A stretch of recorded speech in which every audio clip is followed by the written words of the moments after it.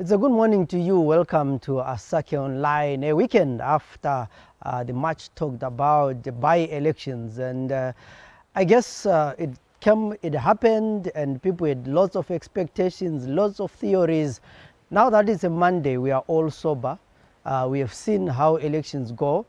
We've seen that sometimes our analysis on Twitter and social media are just hot air. We are not in touch with reality, and probably we don't even know how communities engage and think. It's time to sit down, be sober, and analyze the results and what it means for the opposition, for the ruling party, for the rest of Zimbabwe, and for 2023. I think we had a lot over the weekend. I think one thing for sure, I would like to congratulate the people of Zimbabwe for holding peaceful elections. At least there were not so many incidents of violence that were reported, except I think in Kwekwe, that's where we heard that there was violence. But in the most parts of the country, it was peaceful. Of course, there were a lot of challenges when it comes to how the elections were conducted by ZEC. We heard that some areas had no lights, people were complaining about pens, no sanitizers. In other areas, it was raining, and the tents were actually the tents were leaking, and there were all those logistical problems. But largely, the elections went on peaceful. Then when it came to results, I think there were not so many major surprises, because the MDC managed to retain almost all their seats except for two in, I think it is Epworth and Mutasa South. And ZANU-PF also managed to retain their seats in Cholocho and in other areas. But what is clear is that we still have a lot to understand when it comes to voting patterns. I think I will talk particularly about Ndebele land, because many people think that just because Kukuraundi happened, the people of Ndebele land are going to vote for the opposition. I think we don't realize the impact of the 1987 Unity Accord, that a lot of ZAPU stalwarts and those people who were in ZAPU joined ZANU. And they are in ZANU today. So there are some people who were victims of Kukuraundi in 1987 who are now perpetrators of violence, and they are in ZANU. So let's not discard that. Let's not also forget that the land resettlement that happened from 2000 and is still going on has changed the way people were resettled in 2000, and then brought different people from different areas, and they've settled in some of these areas that were affected by Kukuraundi. But also the candidates, does the candidate resonate with the community, whether they're in the opposition or they are in the ruling party? People in rural areas, most of the times, they vote for candidates. And of course, we can sometimes don't want to talk about it, but discount it. The opposition in Ndebele land is always divided. There are so many opposition parties in Ndebele land. And ZANU would always win with a small margin, although the majority of people are going to say we're against ZANU, but they vote for different opposition parties. I think as we go to 2023, if the opposition wants to win serious seats, a lot of seats in Ndebele land, they really need to find a way of working together. I know it's not easy. I know there are a lot of egos involved, but if they want to win seats in Ndebele land, the opposition needs to find a formula or a way of working together. For those people who are busy insulting Cholocho and saying, why did people of Cholocho vote for ZANU? I'll ask them, why did the people of Epworth vote for ZANU? Why did the people of Mutasa South vote for ZANU? Let's not be naive and think that ZANU does not have support. ZANU has support. It has the capacity to grow its support, as shown in Binga North. I think in 2018, ZANU in Binga North got 7,700. This time around, they got 7,800. That was an increase. Compared to Prince of the CCC in 2018 as the MDC Alliance, he got 18,000 votes. And this time around, he got 10,000 votes. And of course, we'll say there are by-elections, there are low turnouts, but that was not the case with ZANU. So there are a lot of things that we need to look at. And I think the people in Harare should leave local politics to local people. The issue of imposing candidates will not work. We saw that in Kanwini, Ward 26. Hlabano got a serious baiting, serious one. 286 votes compared to 760 something votes from Mpumelelo, who it was not the official candidate, who the CCC refused to endorse as the official candidate. Even after winning the nomination twice, CCC never endorsed him as the official candidate. They pretended as if nothing had happened. And their preferred candidate got only 200 votes. What would have happened if he was the official candidate? That's it not going to go to ZANU? So these are the things that we need to look at. These are the things that we need to say. Local people know better their local politics. And we need to give local people the room to choose the candidates that they want. And I hear in Epworth as well, the reason why the opposition lost in Epworth was because people in Epworth did not want the CCC candidate. They have not been wanting him for a long time. But CCC went on and fielded him. And now we know the results. And I think largely in Bulawayo, people, the councillors retained their seats. Skolesile in Pumula retained his seat. Pulu retained his seat. But I was a bit worried about the margin that Pulu won in Kuluman.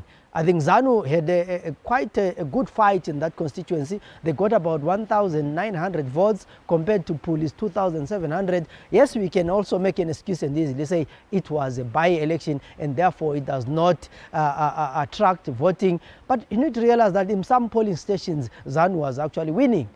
And it is those small gains that get them excited and see that it is actually possible to win these seats. So in this program today, we'll just get views from other people, but this week we'll be, during the Breakfast Club, we'll be looking in detail at these results and what they mean. What does this mean for Ndebele and for Zimbabwe, for the ruling party, for the opposition?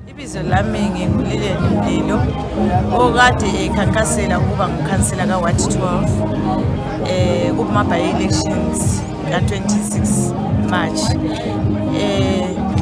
Engizalitshela khona ngingenile kuma by-elections nginqobile ngamavoti angu-969 votes, ngilandelwa ngoZANU PF othole amavoti angu-523. Amanye angisawakhumbuli kodwa oweZANU owe-MDC Alliance uthole amavoti angu-61. Nginqobile kubo bonke bona laba abangu-5 ekade ngikhankasa labo. Ngithabile kakhulu ngoba ngithembisa ukuthi ngifuna ukuthi ngiqedise imisebenzi yamade ngiyenza njengoba kade ngikhona ngingukhansila. Ngithabile kakhulu ukuthi izakhamuzi zingibiselile, zingithemba ukuthi ngizasebenza lazo kuhle njengoba vele kade ngisebenza lazo kuhle. Kwenzakalani khathesi sibona ugcwele abantu lapha? Khathesi sile celebration kusukela izolo lapha bengitshela ukuthi sengingenile. Abantu vele balele khona lapha befuna ukulalela ukunqoba kwami. Bathe sebezwile vele abantu bahle bathi namhlanje kuhle ilanga lokuthi sihle sicelebrate. Bathi bafuna khona phana amaseko siyachisa, yikho lami ngahle ngavumelana nabo njengoba vele kade bethabile sahle sacelebrate.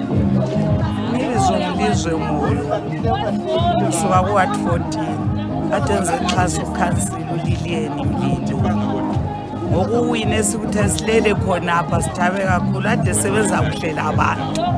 Sithabile nxa ebuyele siyathaba kakhulu ukuthi izinto singasela khansili ukuthi uyabuya kuthiwe kadinda. Abantu ade sebedubeka beze bedinde number 2 kumbe emakhandeni.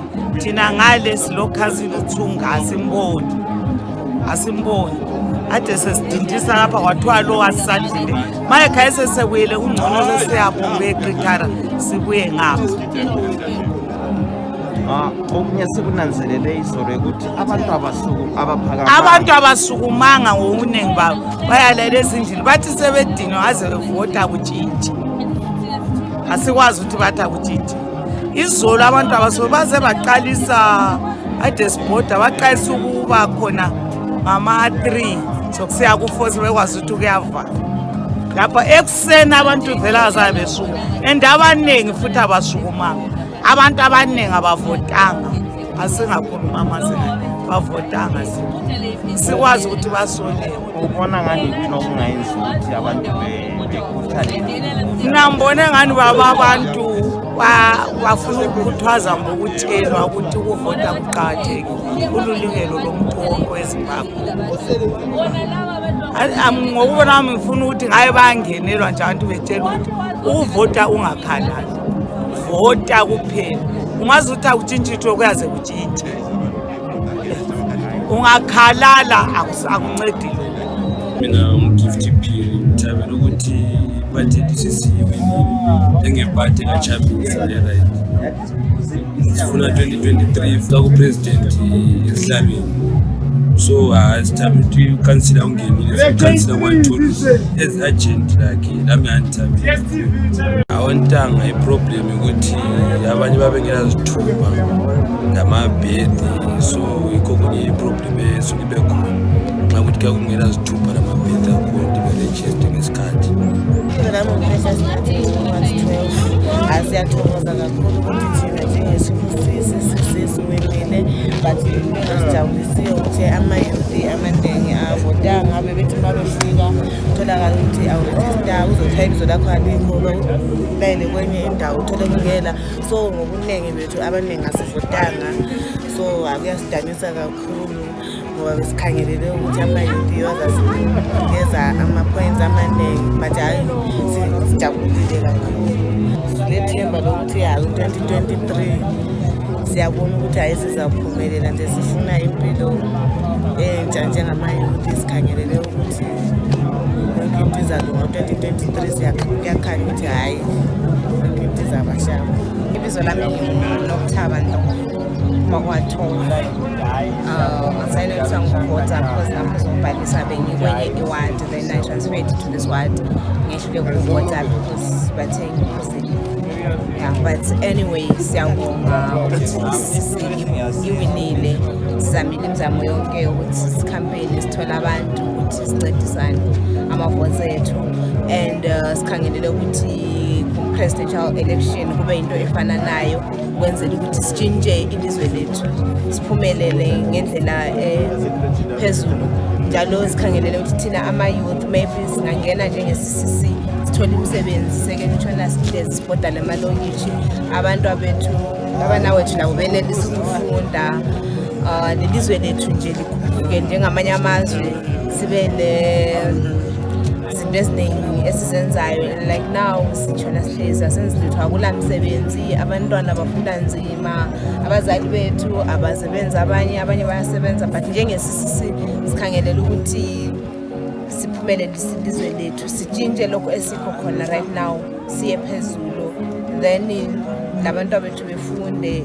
Ama-youth especially abafana bathwele nzima kakhulu, batshona behlele emabrijini, abanye sebeze bengamasela, abanye sebebhema okudakayo, of which akusikho kumele bebe yikho khona, bakumele bebe semsebenzini labo bezikhuphule besiya phambili, behambe labo kwabanye amazwe. But now we are failing because izinto azihambi kahle, asila msebenzi, sishona sihlezi. Abanye abantwana abaye esikolo because abatholi imali yokuya esikolo.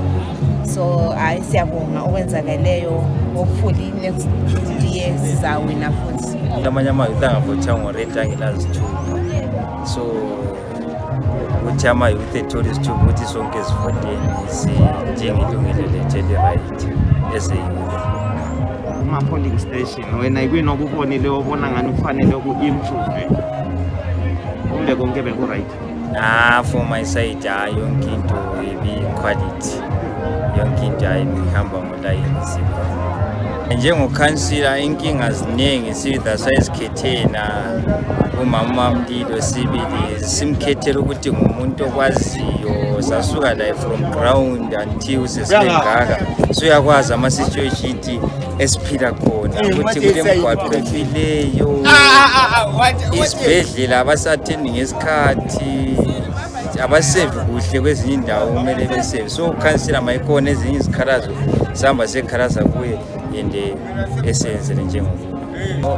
Izina lyangu Ntegwani Elvis Mngombe, ndikhala kunjulu kuno ward 12, ndakavota ijilo. Vota wangu ndikufisa zinthu zibotu zisika mukati kewa 12 paoicho ndakali polling station kusukamini station msebenzi wangu wakali wakurecordas yonse ni zinthu zikakali kuchitika wakutegwa ibavota mbangane babweda mbangane mpa izinthu zikakachitika abantu bingi mayuthi bakali kusika bakali kubweda kamboke zitupa kamboka zimwe zinthu zitawope muri chimwe chindi party so ino mu 2023 twali kumbira utegwa abantu bapegwe zitupa batole zitupa baze bavote mu bwingi bwabo kambojiro abantu bakavota bakali bajero mbuli kunsuka bini abantu bakavota bakali 103 mugati kabantu bakali 690 voters lumbia kali wamba but itezi yakandibotezi yapezi mbuli mu youth ndiyandisi yakutegwa abantu bawonse bavote mbuli mu bwingi bwabo kabali 160 bakali 169 ponse ndali kuyandisa kuti ponse ni bavote pomu party SSCC party ndikuyeya kutegwa yoerede yotegwa ichite zinthu zibotu mulizwe kambo twadubeka misebenzi tatuli kujana milimu tatuli kujana tuli kukede kupera abantu bingi twali kujana milimu muchipati atakwemi takwezimisamu whatever zinthu zingi taziwope munyika saka tuli kulangirira change munyika. Yes, okokuqala ibizo lami ngumthokozi Ncube. I was one of the polling agents of CCC. Bengiyingcenye yalokho engiza ukukhuluma ngokwenzakeleyo. Siyakwazi ukuthi 26 usebuyile wadlula esikwaziyo ukuthi abantu baphumile kwesinye isikhathi singakhangela ukuthi abantu babe balutshwane abahambileyo kuyavota kwesinye isikhathi abantu basuke badinwa esikhathini esiningi ezintweni zokuphatheke kuvoteni kusenziwa yini kusenziwa ukuthi kule bandla libusayo kwesinye isikhathi elingakwaziyo elisebenzisa izekhi ukumanipulate ama-votes kodwa okuqakathekileyo ukuthi mhla ka-26 abantu baphumile bahamba bayakhetha abakhokheli babo abantu basuke ezindlini zabo bengabantu abakhatheleyo especially young people zakhuluma njengomuntu omutsha abantu abatsha abahlezi ezindlini sama-graduates balamanye ama-courses abawayenzileyo empilweni zabo bafisa ukwenza something bafisa ukuphatheka ku-local development so baphumile bahamba bayakhetha a-local leader abacabanga ukuthi is going to develop i-locality i-municipality yabo so engutshoyo yikuthi ngo-2023 we are still inviting young people to partake ukuze ilo turnout esi-experience kuma-by-elections ingaphindi yenzakale kodwa abantu baphatheke especially young people because they have the future esikwaziyo yikuthi abantu lapho i-change isifikile no one is going to divert it esikwaziyo ukuthi the development is here through CCC. So there is a lot of work that is going to happen as we go to 2023. There is a lot of introspection, there is a lot of analysis. But my last word is every vote counts. Every person matters in this election. Logo ukuthi hey ukhupha simfuni zapha simfuni thina siyawina sodwa people should bamele begepe igodi phansi bethi mpho ngoba abantu bazadliwa becabanga ukuthi bona vele yibo bodwa abangadingi abanye abantu. My name is Zenzele Ndebele. Till we meet again in other programs, have a good day.